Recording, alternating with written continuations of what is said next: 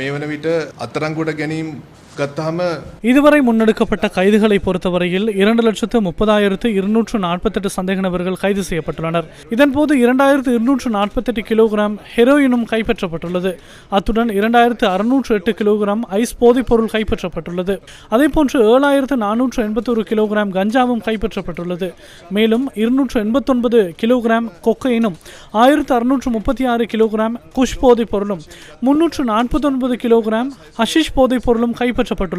அந்த வகையில் இதுவரை மொத்தமாக 15,917 கிலோகிராம் போதைப் பொருட்கள் கைப்பற்றப்பட்டுள்ளன.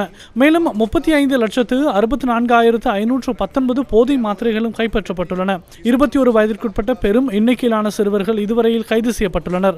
அவ்வாறு 8,459 சிறுவர்கள் கைது செய்யப்பட்டுள்ளனர். கடந்த அக்டோபர் மாதம் 30ஆம் தேதி ஆரம்பிக்கப்பட்ட முழு நாடும் ஒன்றாக தேசிய வேலை திட்டத்தினூடாகவே இவர்கள் கைது செய்யப்பட்டுள்ளனர்.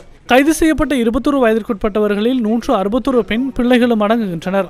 இவர்கள் சில வேளைகளில் பாடசாலை செல்லும் மாணவர்களாகவோ அல்லது பாடசாலை செல்லாதவர்களாகவோ இருக்கலாம்.